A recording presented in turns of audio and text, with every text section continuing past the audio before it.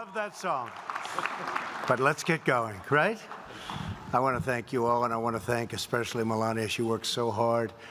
And those moving words, even though it is from your wife, so she's maybe a little bit prejudiced in that way, but I will say that she is a hard worker and has a profound commitment to building a drug-free future for America's children. We're going to do it, too. We're going to do it. Made a lot of progress. Today, I'm honored to join the thousands of leaders, that's what you are, leaders from across the country, for the 2019 Prescription Drug Abuse and Heroin Summit. Very important. Everyone here today is united by the same vital goal: to liberate our fellow Americans from the grip of drug addiction and to end the opioid crisis once and for all. It's happening. It's happening. That's happening.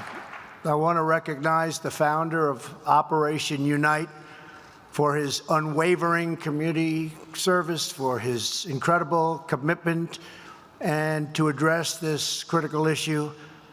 Congressman Hal Rogers, a friend of mine for a long time, and I want to thank you very much, Hal, wherever you may be. Thank you. Thank you, Hal. Good job. Very dedicated guy. We're also grateful to Operation Unite's president and CEO, Nancy Hale. Okay. Thank you, Nancy. And thanks also to an outstanding public servant, a man who works day and night. No matter when I need him, he's there. I'll call him at the strangest hours. He's always there working. Secretary Alex Azar. That's really great, Alex, what you're doing. Thank you. And CDC Administrator Dr. Robert Redfield, who is helping us to eradicate HIV/AIDS by 2030. And we're there. We're going to be able to do that. People are shocked. Please stand up, doctor. It's so important. I said that recently in a speech. We will eradicate AIDS by 2030. We've made such incredible progress, and they didn't know what I was talking about. They couldn't believe it. They came up to me after the speech, doctor. They said, "Do you mean that?" That's right. We're going to have it eradicated by 2030. Thank you very much, doctor. Very important. Also with us is the lieutenant governor of this great state, a friend of mine and a man who has worked so hard with Brian. The combination of Jeff Duncan and Brian has been pretty much unbeatable. They're doing a fabulous job. Jeff, thank you very much. Jeff, where are you, Jeff? Jeff, thank you. Stand up, Jeff. Great job. Really great job. Mrs. Duncan, thank you very much. And the Georgia Attorney General, Chris Carr. Chris, thank you. Tough guy. And he's in there fighting for us, I know that. As well as members of Congress, Rick Allen, Drew Ferguson, Barry Loudermilk, and Jody Heiss. We have them all. We have them all. That's a pretty unbeatable group. We've been doing okay together, haven't we, huh? We've been doing good. To all of the people in this room who serve every day on the frontiers and front lines of this crisis, and a crisis it is, you have earned the gratitude of our entire nation. You may not even know it, but our nation loves you, and they love what you're doing. Thank you very much. You are the first responders who bring patients back to life. You are the law enforcement officers who bring drug traffickers to justice. You are the doctors, nurses, and counselors who give struggling citizens the hope and solace and strength to build a brighter and brighter future. And you are the families and faith communities who help thousands of Americans overcome addiction for a new life of freedom. My administration is deploying every resource at our disposal to empower you, to support you, and to fight right by your side, and that's what we're doing. We will not solve this epidemic overnight, but we will stop there's just nothing going to stop us, no matter how you cut it. I know some of the people in this room, nothing stops you. Nothing stops you, I can tell you. We will never stop until our job is done. And then maybe we'll have to find something new. And I hope that's going to be soon. But we will succeed. We have results that are unbelievable.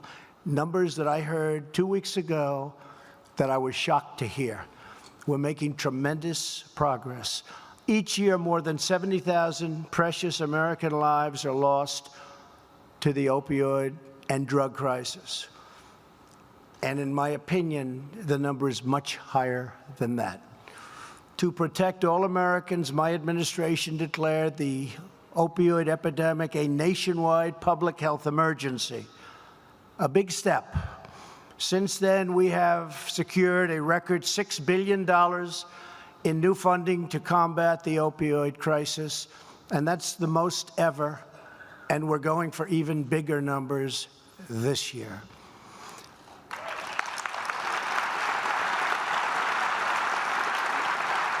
Last year, we provided $90 million to prevent youth substance abuse, and I signed the Support for Patients and Communities Act, the largest ever legislative effort to combat a single drug crisis in our nation's history. It's the largest ever.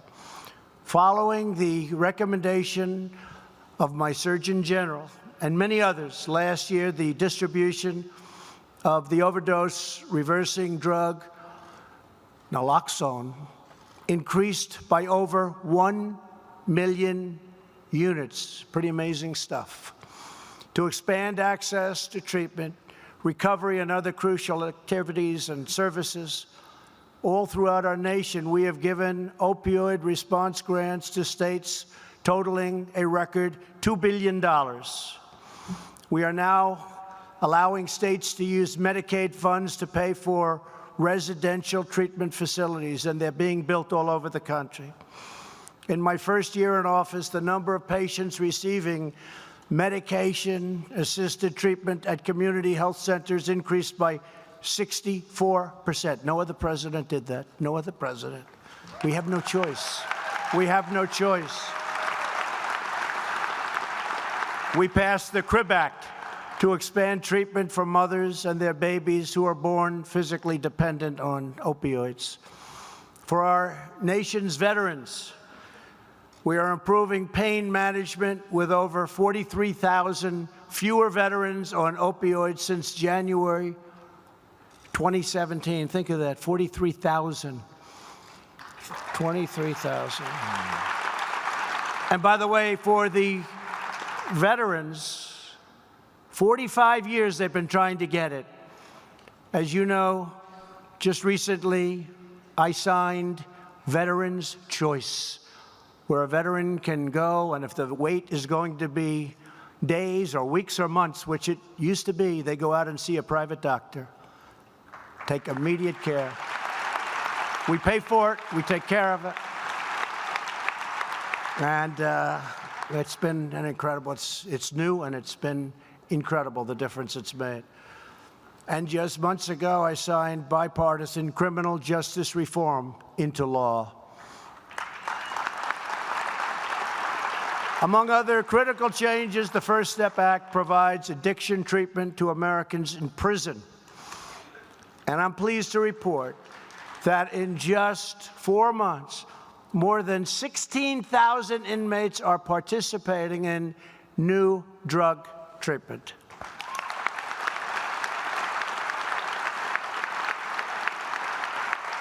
And criminal justice reform, I have to say, people are getting out of prison. And since our founding, they were having an impossible time getting a job. But because our economy is doing so well, perhaps the best it's ever been in our history, best unemployment numbers in history, best everything. Because of this, prisoners getting out are signing in, they're getting jobs, and I can tell you that those employers, because I speak to a lot of them, are thrilled. They had no idea I'm so proud of that. So the great economy has made it much easier. They get out, and then they have to prove themselves. They never got a chance to prove themselves. Now they prove themselves, and they are doing a spectacular job. Not all of them, but there's nothing all about any of us. But they are doing a spectacular job. So I want to thank all of you, and I want to thank Congressman. I want to thank you for helping me with that, because you were very instrumental. Thank you very much. Thank you. The Department of Labor is expanding federal efforts to help recovering Americans find a great job in our soaring economy. As a result of our historic economic boom, also, we are lifting up all Americans from all walks of life, including those who have endured the pain of addiction. They're getting a second and third, and in some cases, a fourth chance. And they're making it. They're making it. And they really have something to live for. Some of them say, we love getting up in the morning, we love going to work, we love our job. And if they don't like the job because of what's happened, it's a miracle. All over the world, they're talking about what's happened with our economy. If they don't like their job, they have choice also, like the vets. They have choice. It's choice of going out and finding a different job that they like better. Big impact. Last year, a record 73% of the new jobs went to people who were out of the workforce and are now coming back to work for the first time in many years.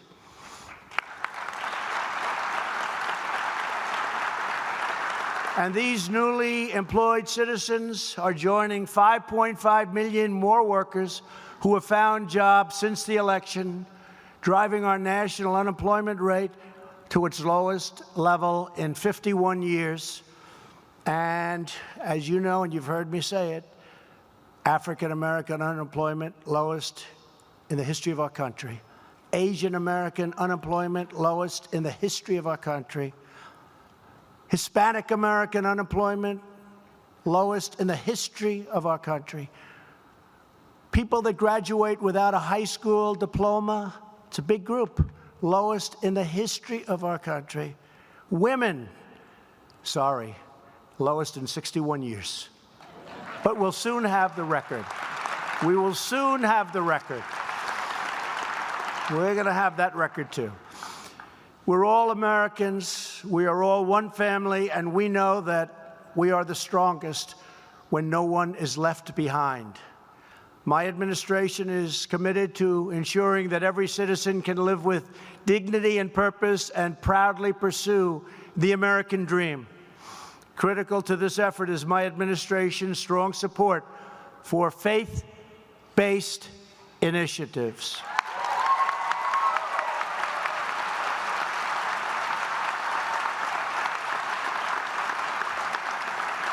America is a nation that believes in the power of prayer and the strength of fellowship, and we believe in the grace of God, and we're proud of it. Here with us today is Dr. Monty Burks. 19 years ago, Monty turned his life around when two women of prayer from his hometown church helped him to get on a path to recovery. Now Monty works for Tennessee's, what a great state, Department of Mental Health, and is director of their faith-based recovery initiative. Monty, please come up and tell us a little bit about your work. Thank you, sir. Thank you. In awe, honor, and humbled. The opposite of addiction is relationship. That simple equation is what helped me find my freedom. Criminal justice intervention led me to treatment, which led me to recovery, which put me on this podium. I've been blessed to serve under Commissioner Williams and Commissioner Varney passed before. They took a chance on a broken and bruised person who had been touched by the system, but they knew that I had a purpose, and my purpose was to use the pain that I'd went through to help other people not have to go through the same thing that I'd went through. You see, recovery is real. We do recover. We do recover.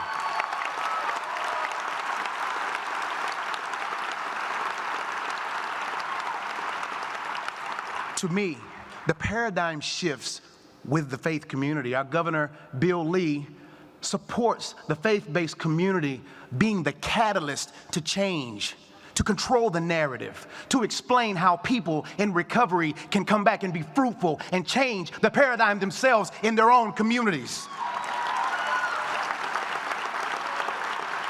Employers trust the faith community. We go back to work, not just for a job, but for a career, so we can go back and lead as peers, so those who were behind us crying in the wilderness will have a second chance to stand before a podium like this and tell you that, yes, recovery is real. We do recover. Secretary Azar, I want to thank you for your work with HHS and the Office of Faith-Based with Shannon Royce and Heidi, and they spread the word and the message about faith-based recovery and treatment across the state. Today, this is my pulpit, and I have to say this. Someone in a program hears me right now and says, I can because you did. I can because he did. That's right. Yes, you can. Look in the mirror. There is your miracle. I want to thank you, Mr. President, for allowing me this space to stand beside you. I want to thank God for you and the First Lady and your support of the recovery community. Thank you. God bless you. Thank you. Thank you. My son is a military man. We love you. Thank you.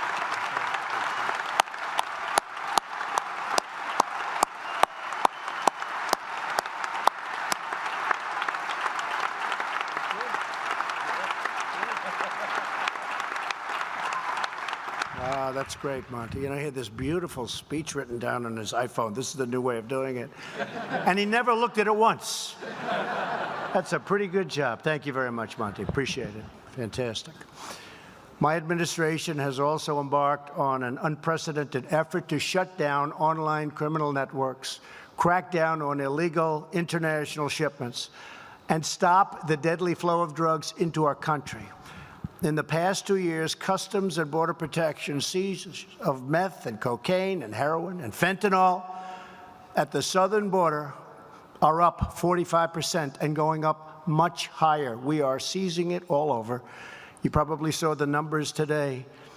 We are detaining, capturing, call it anything you want, more people than ever before. Some of those people are not people we want in our country. And I will say Border Patrol has been incredible. There's never been a march up that border like there is today, up throughout Mexico. Mexico is starting to detain and bring back to their country where they came from. But a lot of it is drugs, and drugs are being gotten by us. We are stopping the drug flow as much as we can. Soon, we're going to have a wall that's going to be a very powerful wall. It's under construction. The media doesn't like talking about it. The media doesn't like talking about it. It's one of many things we're doing, but when that wall is finished, we intend to have almost 400 miles of wall built by the end of next year. We're probably ahead of schedule a little bit. That'll have a tremendous impact on drugs coming into our country. And we have many other things, including the finest equipment that you can buy, hundreds of millions of dollars of the best drug detection equipment you can have. And I always say this, because as good as that equipment is and its genius, the greatest equipment in the world is a dog. Dogs, a certain type of German Shepherd in particular, dogs do a better job than $400 million worth of equipment. Can you believe that? Only the dog lovers would understand that, right? No, it's true. I said to the Border Patrol the other day, they were giving me a little bit of a rundown on the equipment, and, you know, it's hundreds, we're close to $500 million worth of equipment at the ports of entry. I said, how does this compare to those great dogs I saw? They say, sir, honestly, the dogs are better. I said, you got to be kidding. It's incredible, and they showed me, and it's actually incredible. But we also have a lot of dogs, and they're great dogs, and we cherish them. Heroin alone kills 300 Americans a week, 90% of which enters our country through our southern border.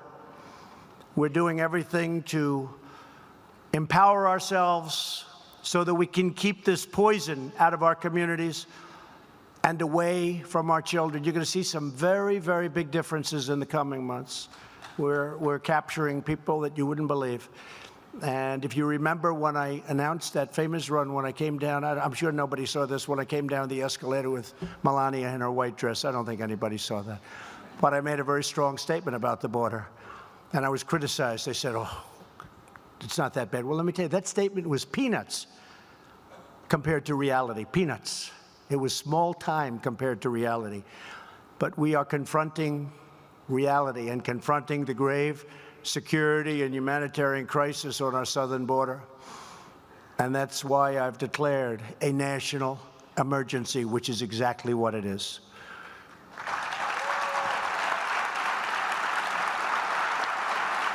And we've secured historic funding to strengthen border security, including the equipment, including the wall, including more Border Patrol agents, including many other things that you don't even have to know about and some you don't want to know about.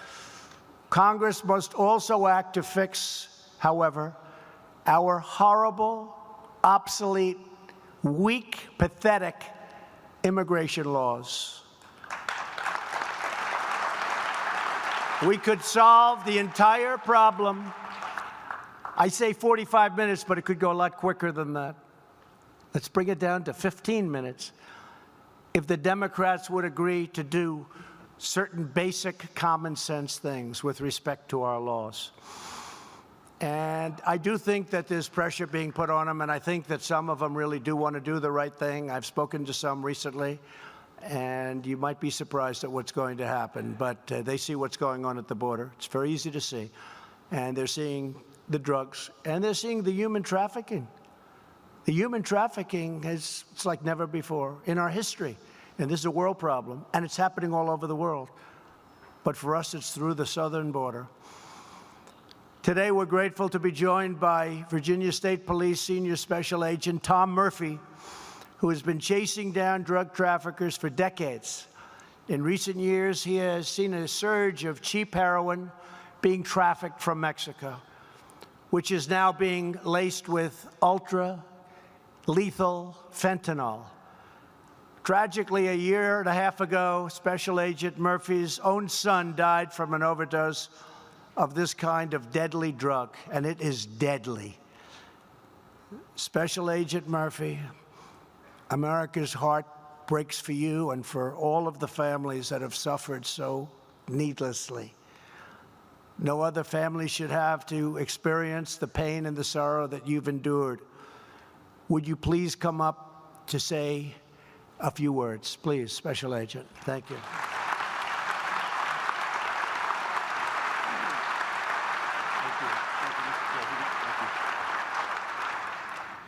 Thank you, Mr. President, First Lady, for this time and opportunity to speak, both professionally and personally, how it's touched my life and my family's life. I worked for the State Police of Virginia for 31 years, assigned to our Narcotics Division, Drug Enforcement Section for 23 of those 31 years. I sat in your seat 4 years ago at this same conference. While I was here 4 years ago, my son, Jason, was battling drug addiction. His story is one that's all too common today. He grew up with ADD, depression, and was medicated at a young age. Prior to 18 years old, he started self-medicating with marijuana. He knew at 18 years old he had to move out of the house because Dad is dead and Dad's a police officer and he can't do that at home.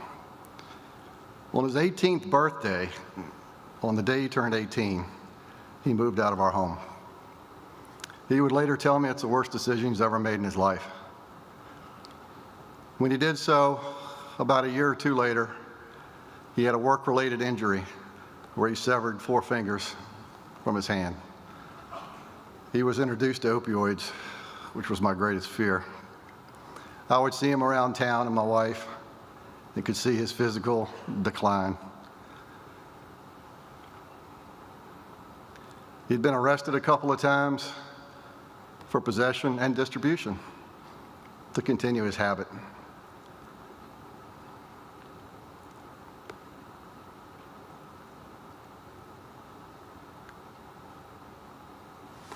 12 days before Christmas, December 13th, 2017, 12 days before Christmas, he passed away of a heroin and fentanyl overdose. People talk about stigma associated with opioids, heroin, drugs. There is a stigma, and the stigma needs to stop.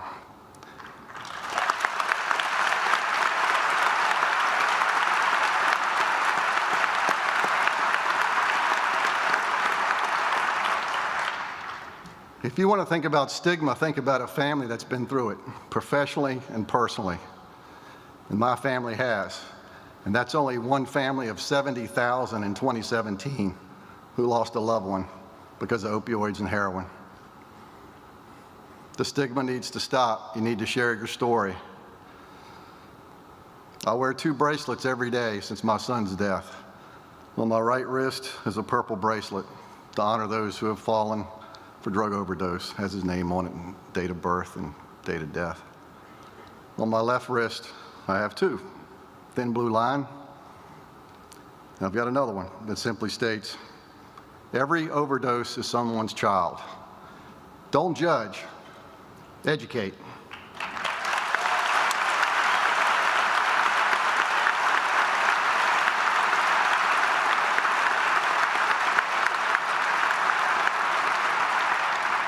So that's why we're here, and that's why you're here. You took the first initiative, maybe, if you're here for the first time, to collaborate, to brainstorm, to strategize, to figure out this problem collectively.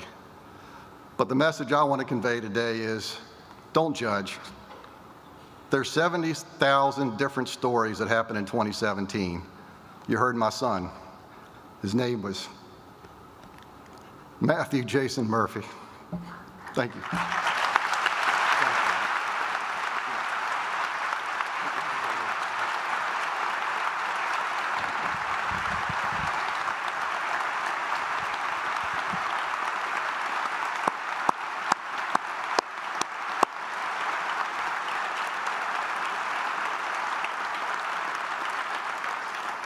And I think I can say with surety that your son, your boy, is looking down right now at you, and he's very proud of his father. Very, very proud. Thank you.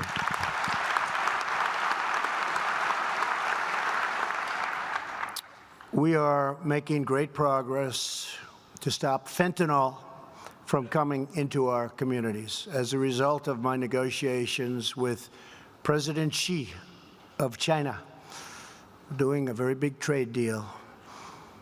They've announced that next week they will implement new measures to prevent Chinese fentanyl, which is most of it, almost all fentanyl comes from China, from being shipped to the United States. And furthermore, and I appreciate this from President Xi, they've agreed that they're going to make it a major crime. It's not a crime now. It's down as an industrial drug, and they're going to make it a crime, and they're going to charge people with the highest level of crime. And in China, unlike in our country, the highest level of crime is very, very high. It's the ultimate. You pay the ultimate price. So I appreciate that very much. Since I signed the STOP Act into law, our amazing Customs and Border Protection officers have stopped over 6 times more packages from reaching American doorsteps. It's a big deal. Right here in Georgia, Customs and Border Protection officers at the seaport in Savannah recently discovered an estimated $19 million worth of cocaine in a shipment of Colombian pineapples. Today, we're proud to be joined by 2 officers who helped find those deadly drugs, James Long and Derek Nobles. And thank you both for your courageous work. Where are you, folks? Where are you? Come on up here. Come on. Please.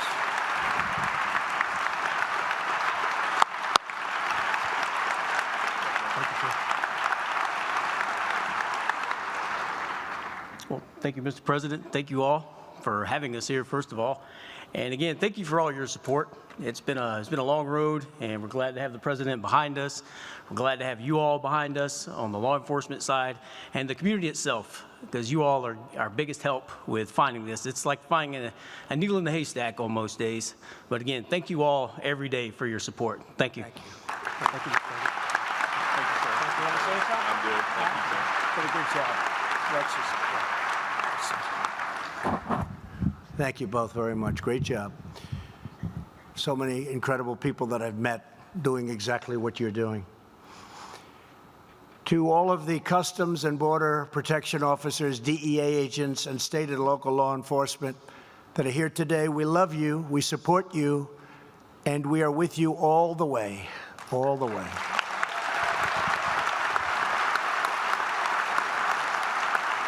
You know, we had billions of dollars of military equipment which the previous administration, for their own reason, was not willing to give up to law enforcement, and I decided that we will. This was beautiful, great, strong, powerful equipment, safety equipment. You know exactly what I'm talking about. And we gave billions and billions of dollars throughout the United States to law enforcement, and it's had a tremendous impact because I don't know if it's for that reason, probably not. It's probably because of the great men and women involved, but the numbers are way down, crime, way down. So thank you all very much, appreciate it. My administration is also taking aggressive action to reduce the oversupply of highly addictive prescription drugs. The Department of Justice has prosecuted more than 3,000 defendants in cases involving opioids. And earlier this week, the United States filed criminal charges against the 6th largest drug wholesaler for illicit distribution of opioids.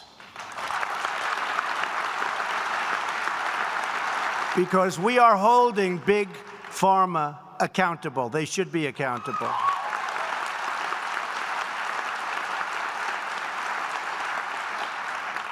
And they didn't give to my campaign. I don't want their money.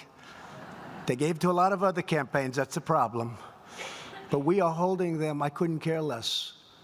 They've got to do what's right, doing a lot of things. We're also working very strong on drug pricing. It's coming way down. For the first time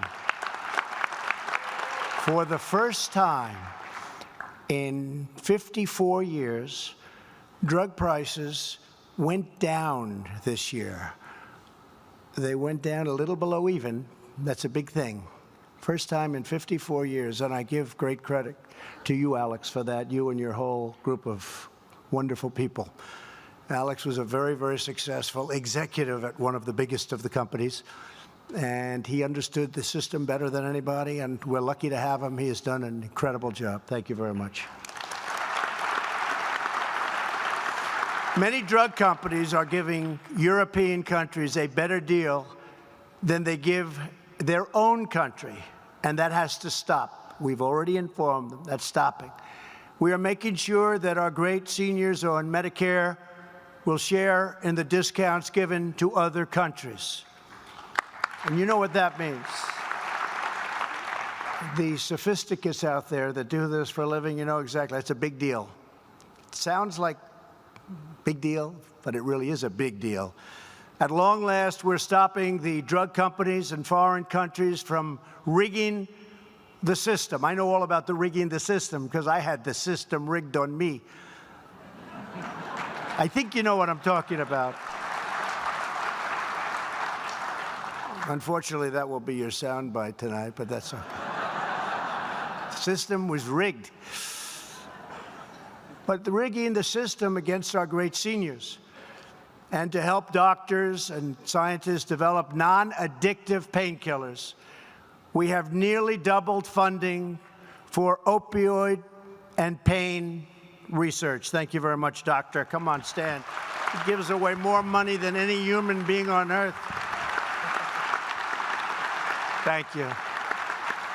Great. Such an important, if we can find that answer, that's going to be a big, it's going to solve most of the problem, I suspect. How close are we? Oh, he's saying, okay. You'll get it. You'll get it. 1 year ago, we pledged to cut nationwide opioid prescriptions by 1/3.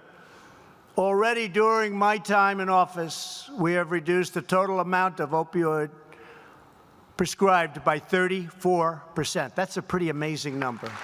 Pretty amazing.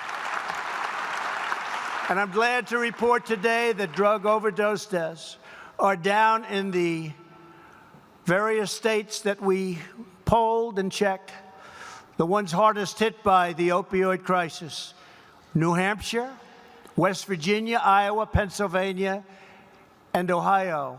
And they're very steeply down in 3 of those cases. An amazing achievement. When I campaigned in those states, that was the biggest thing. And nobody would think it. Unless you're really involved, nobody would think it. Over the last 2 years, our national prescription drug take-back days have collected nearly 3.7 million pounds of prescription drugs. That's 7 times the weight of Air Force One, a very nice plane that's parked about 10 minutes away. A very, very big, heavy plane. Think of that, 7 times. And the next drug take-back day is this Saturday. That's great. And finally, we know one of the most important steps to ending the opioid crisis is to prevent young people from ever using drugs in the first place.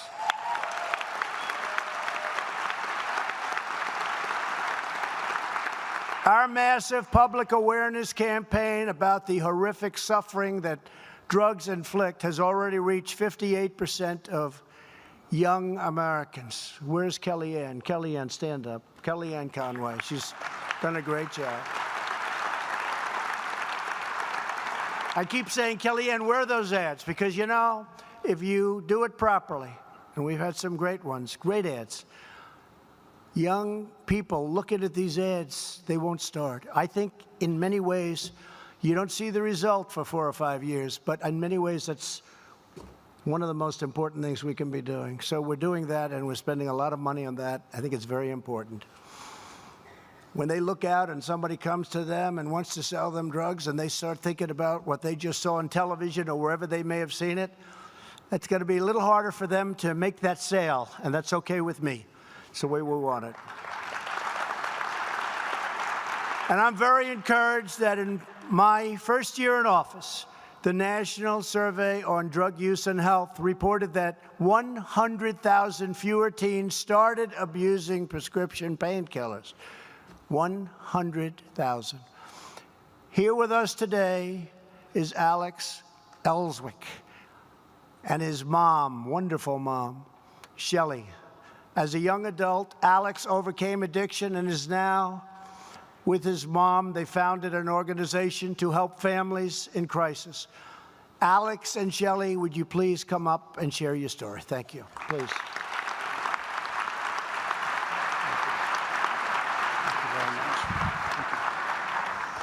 Well, good afternoon.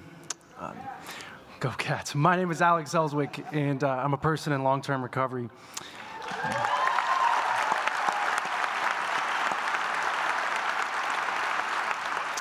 And many of you already knew that, but perhaps what you didn't know is that this is my mom, and we're a family in long-term recovery.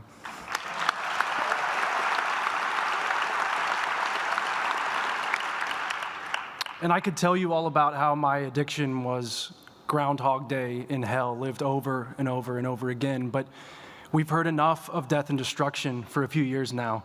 I'd rather tell you how grateful I am to be here and how grateful I am that I get to work every day alongside my mom and my friend, Amanda Fallon Bennett, doing the work with Voices of Hope to help people in recovery stay in recovery.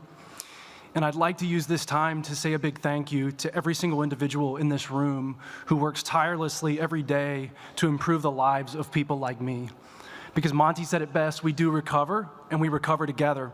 So thank you all for being Voices of Hope.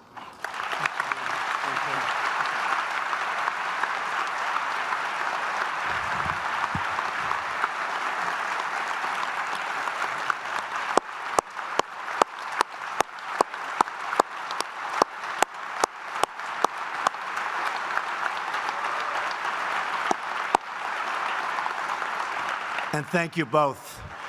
As Alex and Shelley remind us, our greatest resource in the fight against drugs is the heart and the might and the soul of the American people. We will prevail because of the courage, commitment, and compassion of heroes like all of you in this room today. You're incredible people. You are America's true source of strength. So let us resolve that together we will support, cherish, and care for our fellow citizens through every step and every challenge on their road to recovery. We will reach out to anyone who is hurting or lost or struggling, because every American deserves to know the glory of hope, the joy of belonging, and the blessings of healing. We will stand proudly behind our devoted doctors and nurses and medical professionals who work so hard, and they do so much. We will honor and celebrate the incredible men and women of law enforcement. Thank you. We love our law enforcement.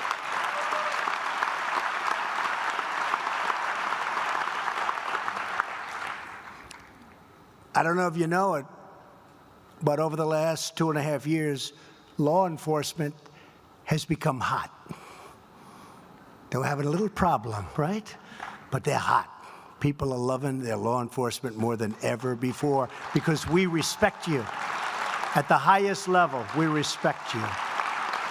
And the job you do is incredible and dangerous, but it's incredible. We will strive to give every child a loving home and every home a thriving future. We will renew the bonds of family and faith that link us together as citizens, as patriots, and as Americans.